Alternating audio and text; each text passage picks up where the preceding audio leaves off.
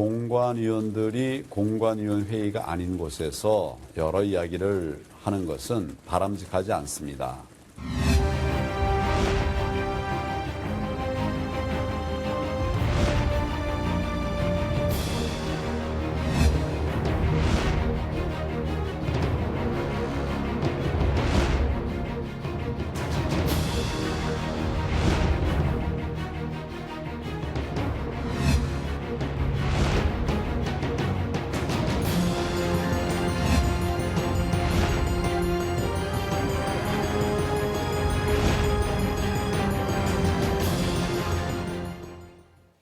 네, 정치 와호장룡 시작하겠습니다. 오늘은 최창렬 용인대 교수 그리고 김민전 경희대 교수님과 함께 이야기해 보겠습니다. 어서 오십시오. 안녕하세요. 네. 지금 조금 전에 소식이 들어왔습니다. 황교안 대표 지금 종로 출마 저울질하고 있었고 공관위에서는 월요일에 최종 결론을 낼 거다라고 얘기를 했는데 오후 3시에 발표를 한다 그래요. 종로 출마한다는 얘기겠죠. 일단 보도는 그렇게 나왔어요. 종로 출마를 선언할 거다 기자회견. 이게 이제 10일날 한다고 하다가 이제 워낙 뭐 지금 그게 지금 선거가 이슈가 됐잖아요. 선거 이슈가. 네. 그 지난달 3일날 그 수도권 험지 출마 얘기를 했었거든요. 지난달 3일입니까? 꽤 됐습니다. 벌써 한 달이 더 됐어요. 네.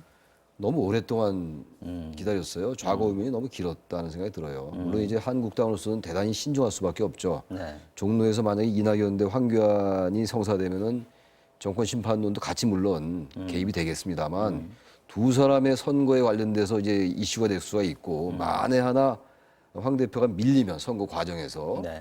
수도권 전체에 영향을 준다라는 뭐 그런 생각을 했음직해요. 그래서 저는 충분히 이해는 하는데 그 정도가 좀 길었다는 생각이 들어요. 저는 근데 어쨌든 지는 거에 대한 두려움이 있었다는 거 당연히 아니겠습니까? 있죠. 만약에 확실하게 이긴다면 그러지 않았겠죠. 그러나 선거는 해봐야지 하는 겁니다. 아무도 모르는 거고 네. 또 종로라는 지역이 굳이 얘기하면 보수 진보가 많이 갈리는 지역이에요. 팽팽한 예, 그 소득 수준도 좀 차이가 나는 편이고 저는 그래서 황교안 대표가 아마 종로를 선택할 거다라는 추측을 사실 했었는데 네. 지난 시간에도 저하고 김 교수께서 그런 얘기를 좀 했던 것 같은데 결국 뭐 출마를 안 할 수가 없었을 겁니다. 아마 출마를 안 하게 되면은 결국 회피한다라는 소리를 들 수밖에 없다 이런 상황에서 이제 뭐 열심히 싸워볼 수밖에 없죠. 뭐. 어제 공관위 쪽에서 나온 얘기가 종로 출마냐 불출마냐 둘 중에 하나만 선택해라라고 지금 최후 통첩을 했다는 얘기가 있었거든요. 결국은 이제 황교안 대표가 종로 출마 쪽으로 선택을 했는데 분석 좀 해주셨습니다만 김 교수님께서는 이런 결정을 내리게 된 거에 대해서 어떻게 평가하시는지 또 왜 그랬을까 하는 부분을 네, 좀 먼저 첫 번째로 얘기할 수 있는 것은 지도자는 방향을 제시하고 그곳으로 팔로우들을 이끌고 가는 것이지 팔로우들에 의해서 밀려가는 것은 아니다. 이렇게 얘기할 수 있고요. 그런 면에서 본다라고 한다면 이미 상당히 많은 점수를 잃었다라고 얘기할 수 있을 것입니다.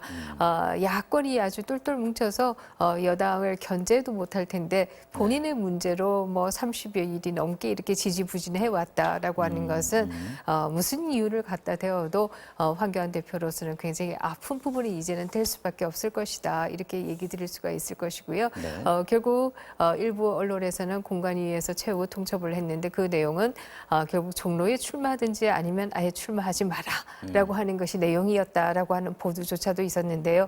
이 뭐 출마냐 출마하지 않느냐라고 간다라고 한다면 뭐 지들에도 출마하는 수밖에 없지 않느냐 또 이렇게 얘기할 수 있을 겁니다.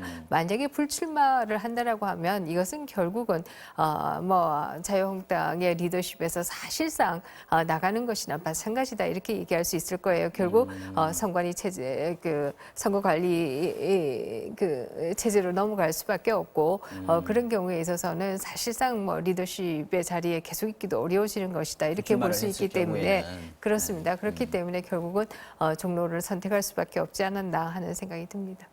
당 내에서 여러 가지 얘기들이 나왔었는데 이런 것들도 많이 압박이 됐겠죠. 황교안 대표 주변에서는 실질적인 어떤 이득, 아까 김민정 교수님께서 말씀하신 것처럼 21대 국회에서도 원외에 못 들어가면 당에서 힘을 가질 수 있겠느냐 이런 걱정들을 많이 했던 것 같긴 한데요.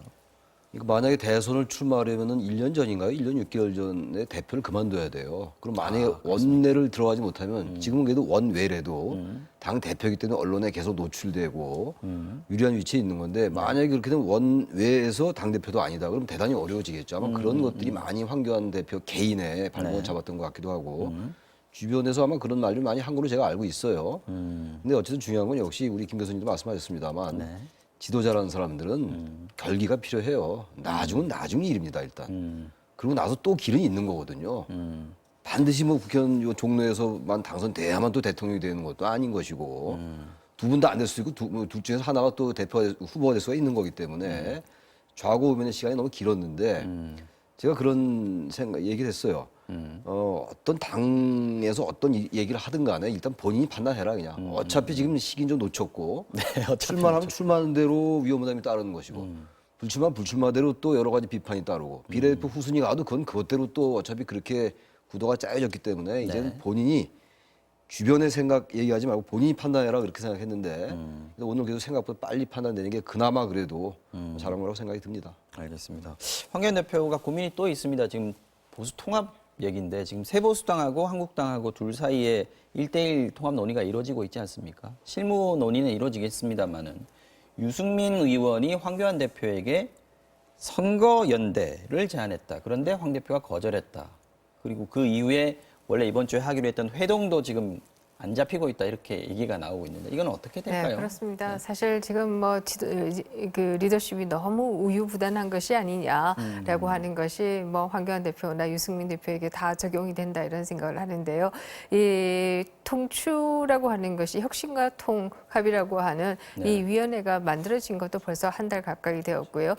상당히 오랜 기간 동안 통합을 위한 밑작업들은 이루어졌습니다. 그런데 결과적으로 보면은 결국 양 대표들의 합의가 이루어지지 않았던 것에서 아직도 이 작업이 완성되지 못하고 있는 것이다. 이렇게 본다라고 하면 통합의 시간표가 늦춰지고 있는 것도 결국은 양 대표의 책임이 아니냐 이런 얘기를 할 수 있을 것이고요. 더더욱이나 유승민 그 대표가 지금에 와서 선거연대를 하자고 하는 것도 너무 좀 난센스가 아닌가 하는 생각을 합니다. 왜 지금 선거연대가 필요하다고 그렇습니다. 생각하는 걸까요? 선거연대를 할 것 같으면 애시당초 통합을 위한 논의 자체가 저는 필요하지 않았다. 각자가 열심히 경쟁하고 그리고 난 이후에 막판에 하면 되고. 그렇습니다. 선거연대는 하는 것이기 때문에 뭐 이렇게 통합을 위한 이런 과정들을 거쳐올 필요가 있었는가 이런 얘기를 할 수 있을 텐데요. 그럼에도 불구하고 선거연대를 하자라고 주장하는 데는 그 나름의 정치 계산이 있다라고 생각하는데요. 아마 첫째는 선거연대를 하는 경우에 있어서는 지역구 지금 의원들의 숫자가 적기 때문에 이 지역구는 다 보장받으면서 나머지 지역에서는 출마를 하지 않겠다라고 얘기를 하면서 아마 비례대표도 받을 수 있다. 이 계산이 첫 번째로 있는 것 같다라는 생각이 들고요. 두 번째는 유승민 대표에 대해서 자유한국당 내에서 비토가 있는 것도 사실입니다. 이 때문에 그렇습니다. 이 때문에 보수 쪽에서는 아예 이번 선거에서 출마하지 마라라고 하는 소리에서부터 또 수도권 험지로 나와라라고 하는 얘기까지 여러 가지 압력이 나오고 있는데 종로 출마론도 있었습니다. 그렇습니다. 또 종로 출마론의 경우에는 오히려 새보수당 내부에서 오히려 이 기회가 보수 전체의 지도자가 될 수 있는 기회다 이런 의미에서 아마 저는 얘기들을 했다라고 생각하고요. 그보다는 뭐 보수당 내부에서의 얘기도 그렇지만 전반적으로 봐서 보수 세력 내에서 유승민 의원이 대구에만 있을 것이 아니라 수도권에 나와서 기여를 해야 되는 것이 아니냐 이런 주장들도 나오는 것도 아마 본인으로서는 부담스러웠는지도 혹은 또 본인의 원칙에 맞지 않는지도 모르겠다라는 생각은 듭니다만은 저는 결과적으로 보면은 결국 왜 갤럽 조사에서 황교안 대표가 자유한국당의 지지율보다도 낮은 지지율이 나왔는가.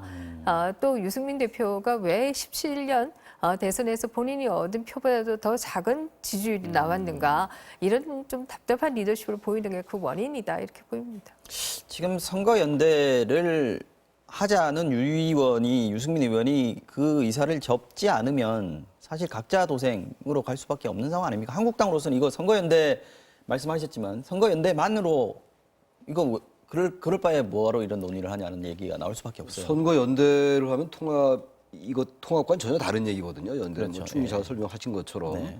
그럼 이 통합 전체적으로 어떤 그 선거가 위기에 처했을 때 이 정당들이 통합을 하잖아요. 이렇게 어쨌든 간에 뭐 가치나 명분이나 이런 것보다도 통합을 해서 뭔가 이 위기를 돌파하는 건데 연대를 한다면 그런 원칙과는 전혀 배치되는 거예요. 그리고 통합을 해야지 그 양쪽이 다 그 산술적으로 그대로 다 지지가 오는 건 아니라 하더라도 그나마 그 시너지 효과라는 게 생기는 거거든요. 근데 만약 연대를 하게 된다면은 그대로인 거죠. 탄핵에 대한 입장의 차이가 여전히 있는 것이고 박근혜 탄핵에 대한 그것도 사실은 해결이 안 된 거거든요. 그런 점도 좀 깔려 있는 것 같아요. 유승민 의원에 대한 여전한 한국당 주류의 비토는 박근혜 탄핵에 대해서 찬성하고 나왔던 정당이다라는 그런 게 깔려 있거든요. 그러니까 흔히 그들이 말하는 탄핵의 강을 건너지 못한 거예요. 시간이 없죠. 지금 그 탄핵 가지고만 얘기하기엔.